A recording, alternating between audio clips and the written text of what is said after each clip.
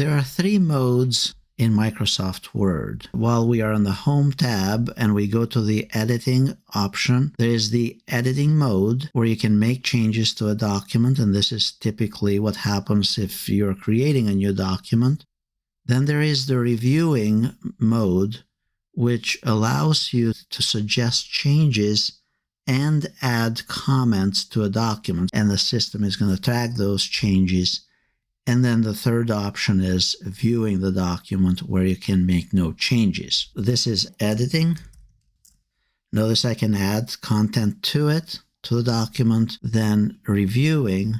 Anything that I change will be tracked, and it's going to mark it in red and track all the changes. Then in Viewing mode, I cannot make any changes to it. So even though I hit the keys on the keyboard, it does not allow any changes to be made to the document. So this would be the safest way to prevent changes when working on somebody else's file.